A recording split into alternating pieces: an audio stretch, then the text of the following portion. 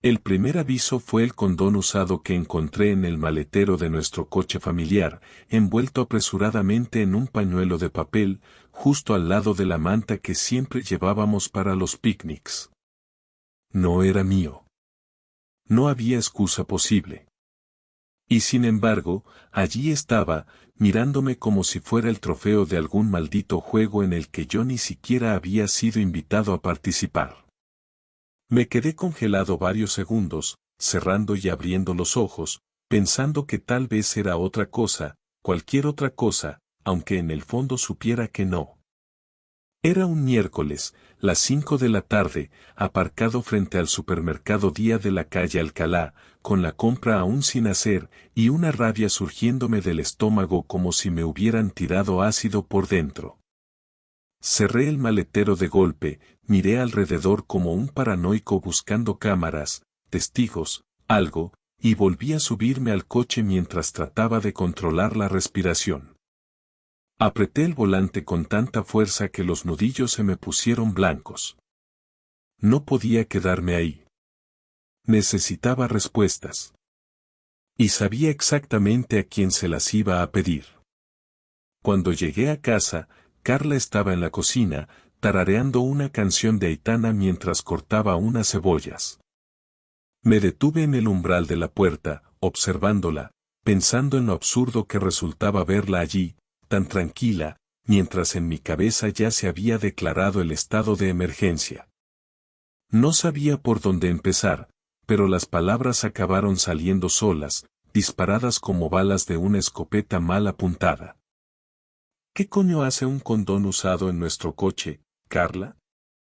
El cuchillo resbaló en su mano, cortándose ligeramente el dedo índice. Dio un pequeño respingo, soltando el cuchillo al fregadero con un tintineo metálico, y luego me miró con los ojos muy abiertos, como un ciervo atrapado en mitad de la carretera.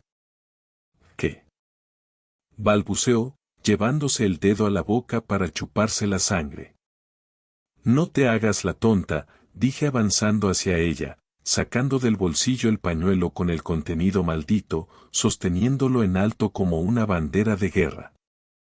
Estaba en el maletero, justo donde tú misma dejaste la manta después de tu tarde de yoga. Carla palideció de golpe. Sus labios se movieron sin emitir sonido durante unos segundos, como si estuviera buscando en su cabeza alguna excusa aceptable. Finalmente, bajó la mirada y murmuró algo apenas audible. No es lo que piensas, Javi. Ah, ¿no? Escupí las palabras, sin poder contener el veneno. Entonces explícame qué otra cosa puede ser, porque sinceramente me he quedado sin imaginación. Ella dejó escapar un suspiro largo, doloroso, y apoyó las manos temblorosas en la encimera. Fue un error, dijo finalmente, como si eso pudiera rebobinar el tiempo y borrar todo. Fue solo una vez, te lo juro. Yo estaba confundida, necesitaba sentirme viva otra vez, no sé qué me pasó. Me reí, un sonido seco, amargo, que me sorprendió incluso a mí mismo. ¿Confundida? ¿Necesitabas sentirte viva? ¿Qué somos entonces tú y yo, Carla? ¿Un par de zombis criando una hipoteca? Ella rompió a llorar, cubriéndose la cara con las manos, balbuceando excusas, palabras rotas que no lograban formar una frase coherente.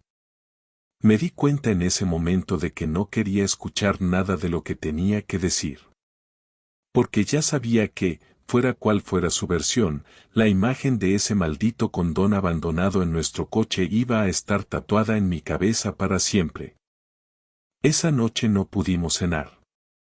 Carla lo intentó, sacando los platos como si estuviéramos en una especie de teatro donde todavía quedaba algo que salvar, pero yo me limité a sentarme en el sofá con la chaqueta puesta. Incapaz de mirar la comida o de fingir que eso era una escena normal de una pareja normal. Ella colocaba los cubiertos mientras sus manos temblaban y de vez en cuando me lanzaba una mirada rápida, como un animal asustado que no sabe si su captor va a atacar o no. No dije una palabra.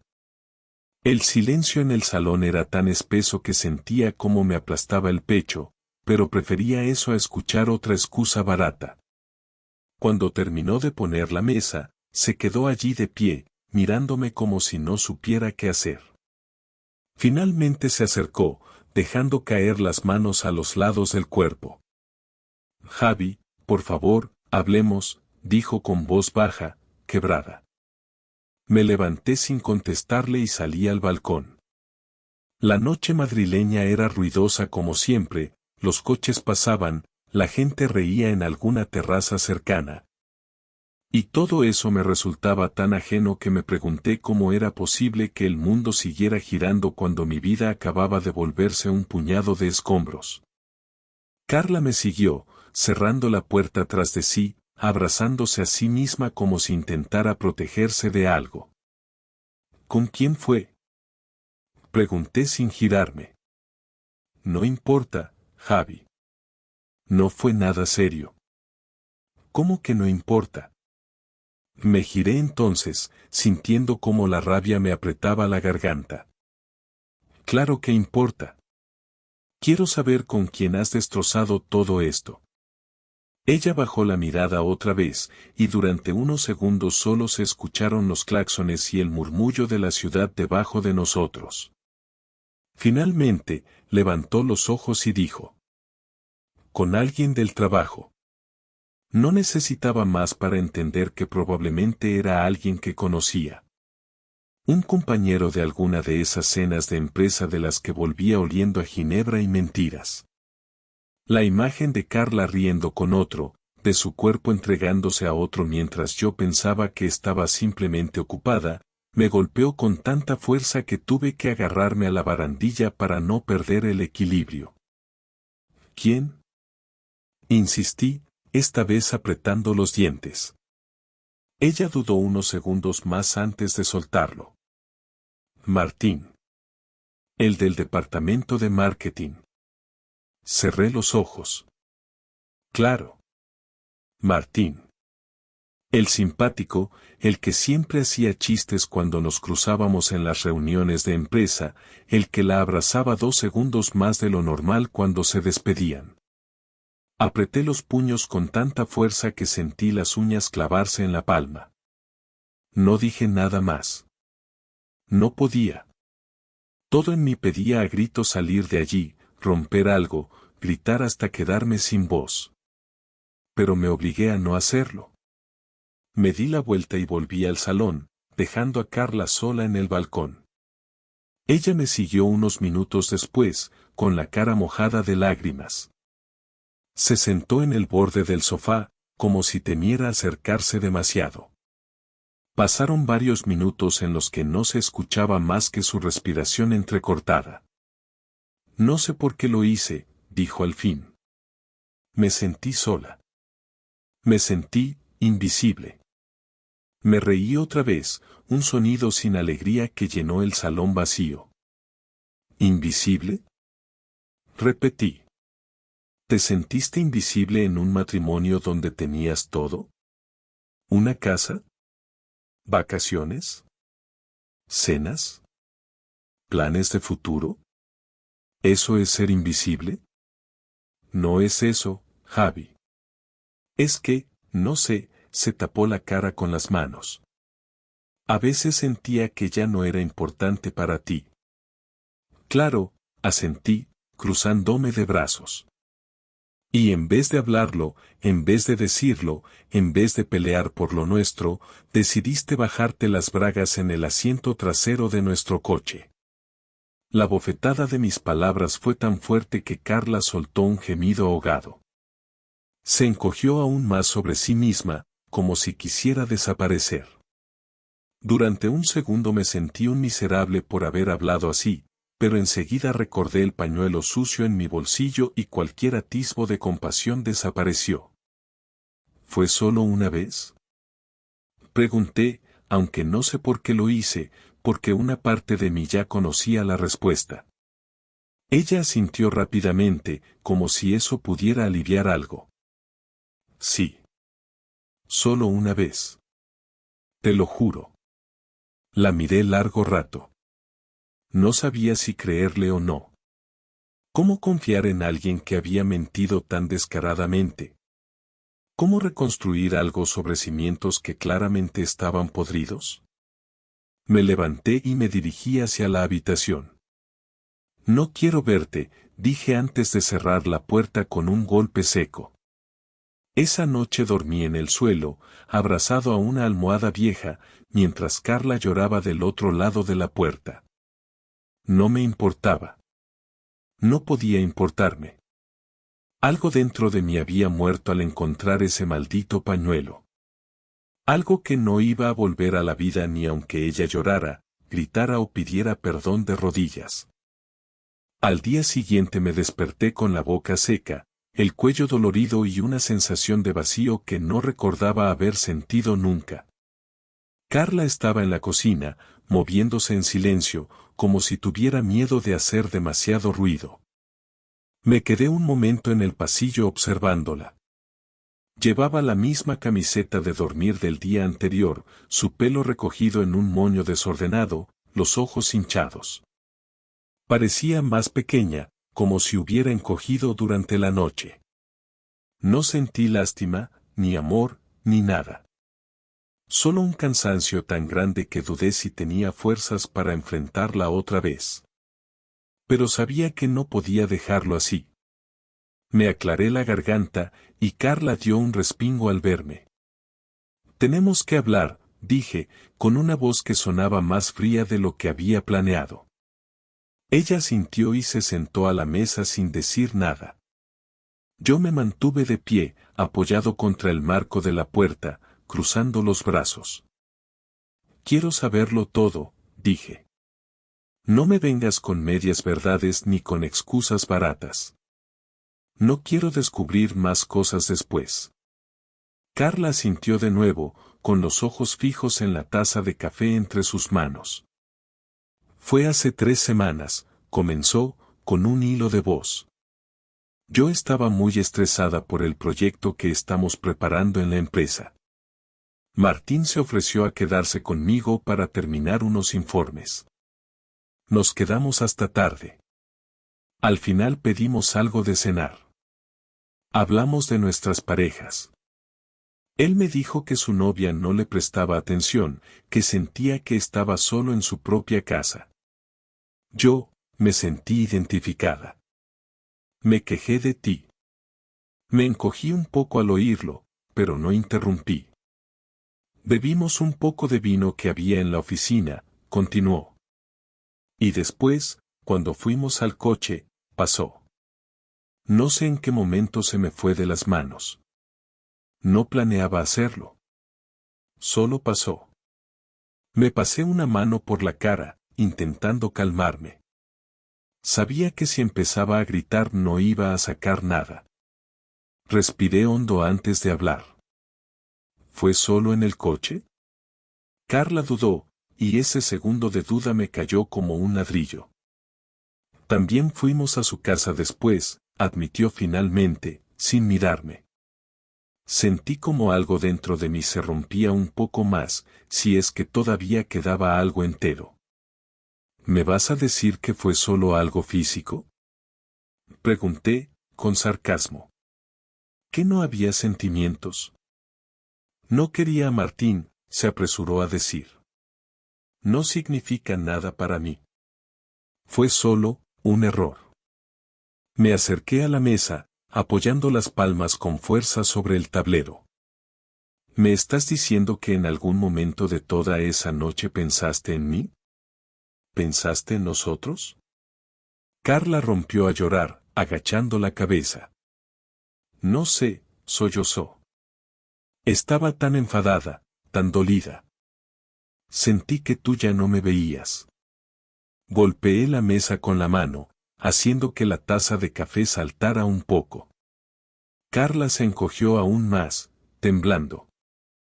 ¿Y tu solución fue meterte con un compañero de trabajo? ¿En nuestro coche? ¿Con la manta que usamos para ir al parque? Ella no contestó. Solo lloraba, encogida como una niña castigada. Me alejé de la mesa y empecé a caminar de un lado a otro del salón, como un animal enjaulado. ¿Alguien más sabe? Pregunté de repente. Carla negó con la cabeza rápidamente. No. Nadie. Solo nosotros. ¿Y Martín? ¿Él va a ir por ahí contándolo? No lo creo, respondió. Tiene novia. No le conviene. Me eché a reír, pero era una risa amarga, seca.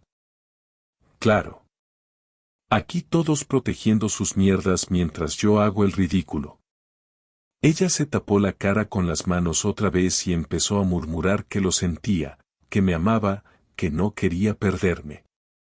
Cada palabra me sonaba más lejana, como si viniera de otra habitación. Me acerqué otra vez, mirándola con desprecio. ¿Me amas? ¿Así amas tú? ¿Así cuidas de lo que dices que es tu vida?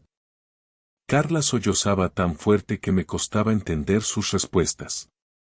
Solo capté palabras sueltas, perdón, confusión, equivocación. Me di cuenta de que ya no quería escuchar más. No había nada que pudiera decir para cambiar lo que había hecho. Me senté frente a ella, mirándola directamente a los ojos por primera vez desde que había empezado la conversación. Mira, Carla. No sé si vamos a arreglar esto o no. Ahora mismo no quiero promesas, ni excusas, ni lágrimas. Solo quiero la verdad completa. No me importa si duele. No me importa si es fea. Necesito saber con qué estoy lidiando. Ella asintió, limpiándose la cara con el dorso de la mano. Tragó saliva y, con la voz aún temblorosa, dijo. Fue solo esa vez. Te lo juro. Nunca más lo volví a ver fuera del trabajo. Después me sentí tan mal que empecé a evitarlo todo lo que pude. Me quedé en silencio, evaluando si creía esa última confesión. No tenía forma de saberlo. Y esa era la peor parte. El daño ya estaba hecho. La confianza era un puente roto, y no sabía si alguna vez tendría la fuerza para reconstruirlo. Sin decir nada más, me levanté de nuevo y me dirigí hacia la puerta. ¿A dónde vas? Preguntó Carla con pánico en la voz. Necesito estar solo, contesté mientras salía del piso y cerraba la puerta detrás de mí. No volví a casa hasta bien entrada la noche.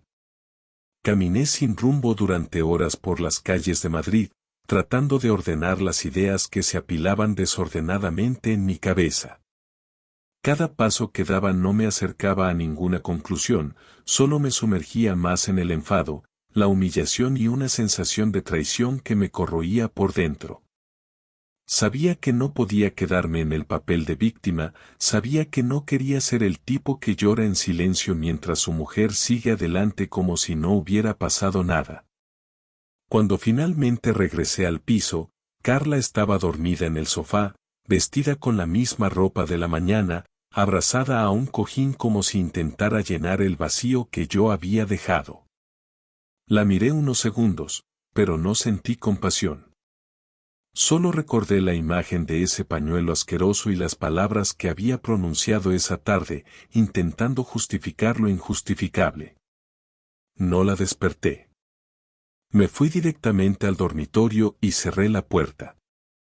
A la mañana siguiente me levanté temprano, antes de que ella pudiera intentar hablar conmigo. Salí sin hacer ruido y me dirigí al bar de un amigo, Raúl, que abría temprano para los que trabajaban en la obra. Raúl y yo nos conocíamos desde el instituto. Siempre había sido un tipo discreto, de esos que saben escuchar sin interrumpir. Me senté en la barra, pedí un café solo y después de varios minutos en silencio, le solté la bomba. Carla me ha engañado. Raúl me miró de reojo mientras limpiaba un vaso, pero no dijo nada. Sabía que necesitaba soltarlo todo primero. Con un compañero de trabajo, continué. En nuestro coche. Con la manta de los domingos.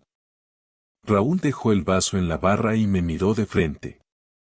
¿Y qué vas a hacer? Me encogí de hombros. No lo sé todavía. Pero algo voy a hacer. No pienso quedarme como un imbécil. Nos quedamos un rato en silencio. Afuera, el tráfico empezaba a intensificarse. La ciudad seguía funcionando, ajena a mi desastre personal. Si quieres joderla bien, dijo Raúl al fin, en voz baja, tienes que ser inteligente. Nada de escándalos. Nada de perder la cabeza. Hazlo bien, Javi. Lo miré, y supe que tenía razón. No podía actuar en caliente. Tenía que pensar con frialdad. Tenía que hacerle sentir lo que yo estaba sintiendo ahora mismo, traición, vergüenza, soledad. Y para eso necesitaba un plan. Pasé el resto del día elaborándolo en mi cabeza. Volví a casa por la tarde, actuando como si todo estuviera en proceso de enfriarse. Carla intentó acercarse varias veces, proponiendo que habláramos, que saliéramos a tomar algo para reconectar, que empezáramos terapia de pareja.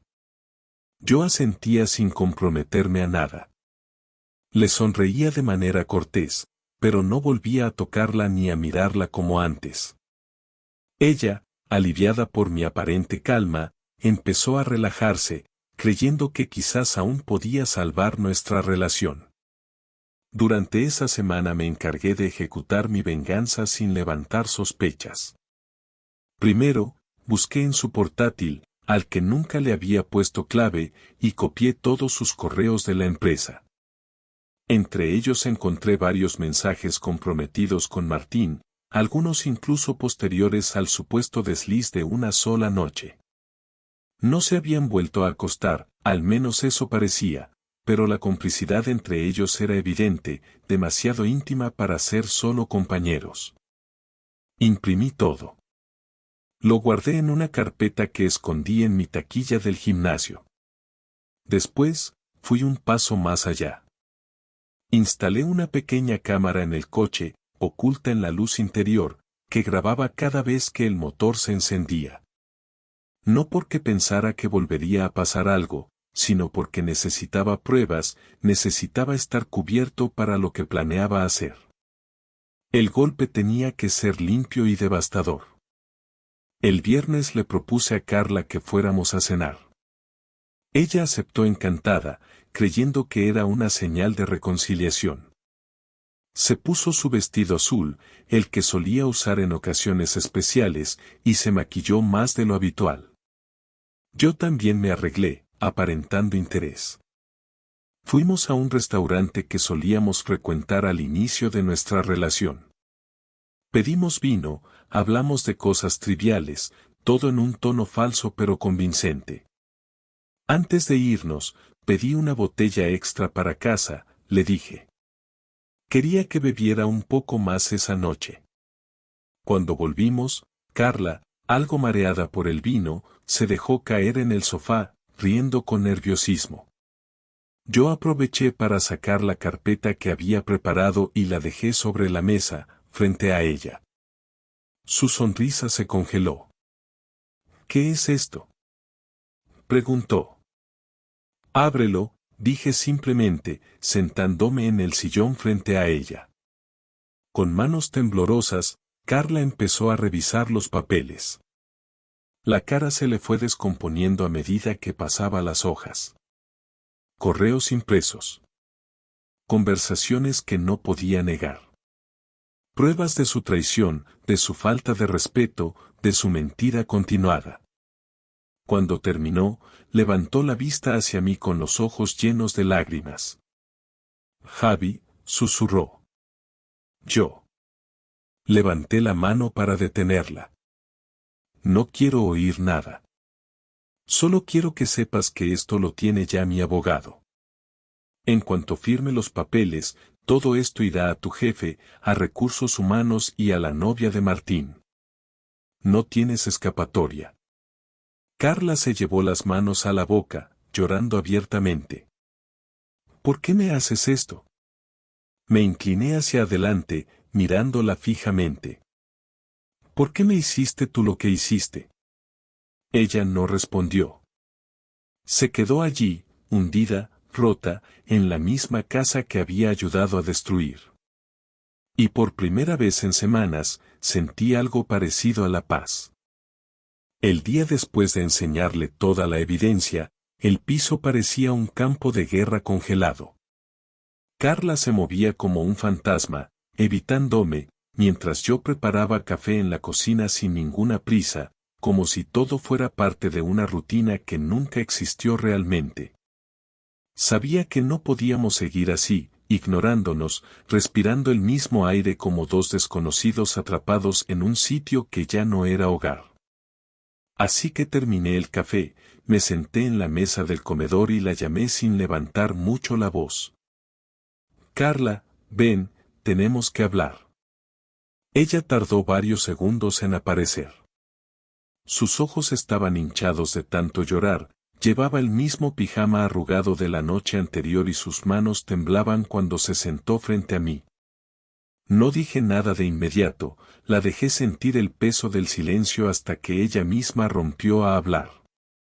Sé que no merezco nada de lo que te diga ahora, empezó, con la voz rota, pero quiero que me escuches. No te pido que me perdones. Solo quiero explicarte. La interrumpí, sin necesidad de levantar la voz. No quiero explicaciones. No quiero otra versión de lo que pasó. No me interesa saber si estabas triste, confundida o si creías que yo no te miraba.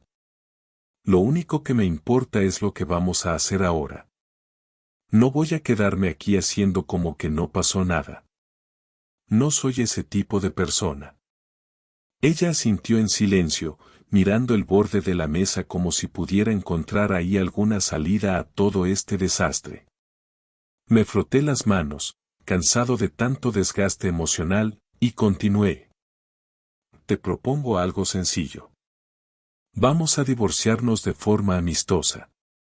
No quiero hacerte más daño del necesario, pero tampoco voy a permitir que me dejes como el imbécil de esta historia.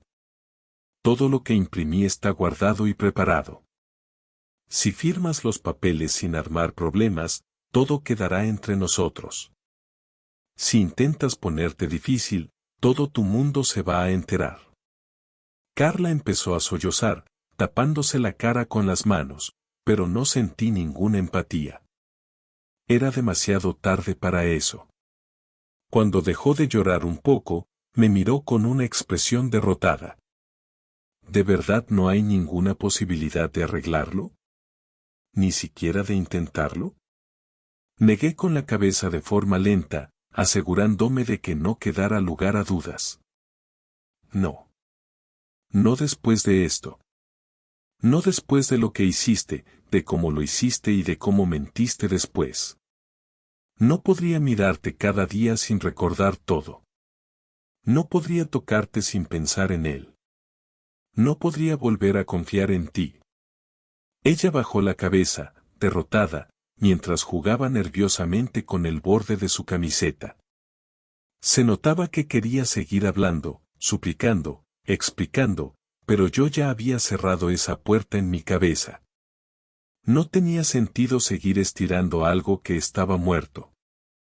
¿Y el piso? Preguntó en voz baja. Lo venderemos, contesté enseguida. Dividimos lo que saque el banco después de liquidar la hipoteca. Ninguno de los dos puede quedarse aquí. Este lugar está podrido. Asintió, limpiándose las lágrimas con la manga. Estuve a punto de decirle algo más, de rematar la conversación con alguna frase que dejara clara mi posición, pero me contuve. No hacía falta. Lo que tenía que entender ya estaba sobre la mesa. Me levanté, llevándome la taza vacía a la cocina, y volví con una carpeta azul en la mano. Aquí tienes los papeles del divorcio. Mi abogado dice que si los firmas rápido, en un mes estará todo terminado. Sin escándalos, sin juicios, sin humillaciones públicas. Ella tomó la carpeta con manos temblorosas, hojeándola como si las palabras se escaparan de las páginas. Su labio inferior temblaba mientras asentía de nuevo, aceptando una realidad que ya era inevitable. «Está bien», susurró. «Lo firmaré todo». No respondí. No hacía falta decir más. Nos quedamos ahí un rato, en ese salón que una vez compartimos con risas y cenas y discusiones tontas sobre qué serie ver, pero que ahora solo era un campo de ruinas. Después, me levanté, fui a mi habitación, cogí una maleta pequeña que ya había preparado y me dirigí hacia la puerta. «Me voy a casa de Raúl», dije antes de salir. «No quiero verte más hasta que todo esto esté resuelto. Si necesitas algo, mándame un mensaje». Nada de llamadas, nada de dramatismos. Carla asintió otra vez, sin mirarme, y yo salí del piso cerrando la puerta detrás de mí. Mientras bajaba por las escaleras, sentí un peso extraño en el pecho, como una mezcla de alivio y tristeza. No era la vida que había planeado, no era el final que había imaginado, pero era el único que tenía ahora. Los siguientes días fueron una mezcla de gestiones, silencios incómodos y miradas evitadas. Carla firmó todos los papeles sin discutir, tal y como había prometido. Lo hizo en silencio, como si cada rúbrica le arrancara un pedazo de dignidad, pero no dije nada, no le ofrecí palabras de consuelo, ni un gesto de alivio, ni una sonrisa. Era el precio que ella misma se había impuesto y yo no tenía ninguna obligación de suavizar el golpe. Llevé los documentos al despacho de mi abogado personalmente, asegurándome de que todo se pusiera en marcha lo antes posible. No quería darle la oportunidad de cambiar de idea, de enredarse en un mar de excusas o arrepentimientos tardíos. La decisión estaba tomada, y cuanto antes cerráramos todo, mejor para los dos. Durante esas semanas, dormí en el sofá de Raúl. No era cómodo, pero no necesitaba comodidad. Solo quería un espacio donde no tuviera que verla, donde no tuviera que lidiar con su olor en las sábanas o sus pasos en el pasillo. Raúl me dejó su casa sin hacer preguntas, respetando mis silencios, mis salidas a cualquier hora, mis noches sin dormir. Yo le agradecía su apoyo a mi manera, pagándole las cervezas o cocinando algo de vez en cuando, pero sobre todo le agradecía que no me obligara a hablar más de lo necesario. Era suficiente con su presencia tranquila, su forma de dejarme espacio sin abandonarme. Una tarde recibí un mensaje de Carla. Había encontrado un piso pequeño en Carabanchel y se iba a mudar en cuanto pudiera. Me pidió que pasara a recoger las pocas cosas que me quedaban en el piso viejo. Fui al día siguiente, a primera hora de la mañana, queriendo evitar cualquier conversación incómoda. Cuando llegué, ella ya había vaciado su parte. El salón estaba casi vacío, las paredes desnudas, como si nunca hubiéramos compartido una vida allí. Recogí mis cosas en menos de media hora, unos libros, algo de ropa, una caja con fotos que no me molesté en abrir. Antes de salir, eché un último vistazo al salón. No sentí nostalgia. Solo un leve vacío, el tipo de vacío que queda cuando quitas un mueble pesado y ves la marca en el suelo. Cuando cerré la puerta detrás de mí, supe que era la última vez que estaría en ese lugar. No hubo dramatismo. No hubo lágrimas. Solo el final simple y brutal de algo que alguna vez pareció importante. El día de la firma del divorcio, nos vimos en la notaría.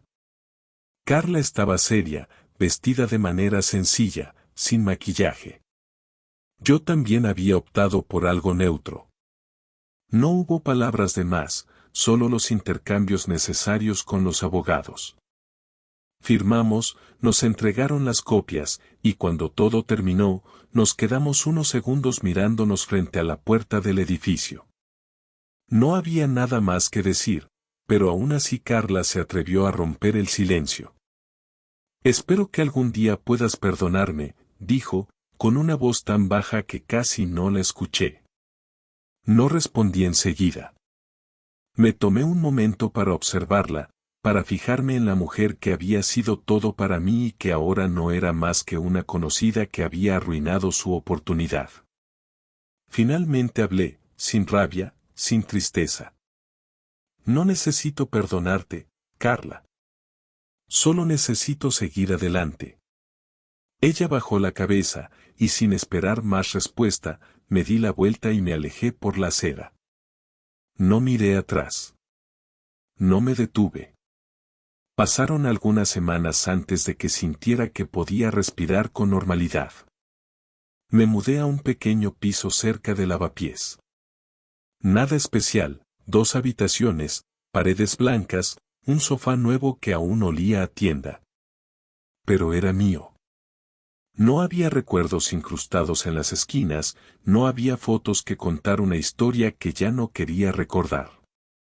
Empecé a salir más, a reencontrarme con viejos amigos, a recuperar rutinas que había abandonado por la comodidad de la vida en pareja. Empecé a correr por las mañanas, a cocinar para mí mismo sin depender de nadie, a llenar el tiempo con cosas que me hacían bien. Algunas noches me invadía un cansancio raro, como una resaca emocional que no venía de ningún sitio concreto. En esas noches pensaba en Carla, en lo que habíamos tenido, en cómo lo habíamos perdido. No sentía odio. Solo una especie de resignación, como cuando aceptas que algo se ha roto de una forma tan definitiva que no vale la pena intentar repararlo. Aprendí a no culparme. Aprendí que puedes hacerlo todo bien y aún así ser traicionado. Aprendí que confiar en alguien es un riesgo, y que a veces, la otra persona no está a la altura de la confianza que le das. No se trata de justicia o de merecerlo. Simplemente pasa. Una tarde, mientras caminaba de vuelta a casa, me encontré con Martín en la acera. Iba solo, cargando una bolsa de supermercado. Me miró, bajó la cabeza y aceleró el paso como si hubiera visto un fantasma. No sentí la necesidad de detenerlo, de decirle nada. Él sabía quién era yo. Sabía lo que había hecho. Y vivir con esa culpa era un castigo suficiente. Hoy sigo adelante. No busco revancha, no busco comprensión. Solo quiero paz. Y, de alguna manera, la estoy encontrando. No porque haya perdonado a Carla. No porque haya olvidado. Sino porque entendí que seguir arrastrando ese dolor sería darle poder a algo que ya no tiene cabida en mi vida. Y la verdad es que merezco algo mejor. Siempre lo merecí.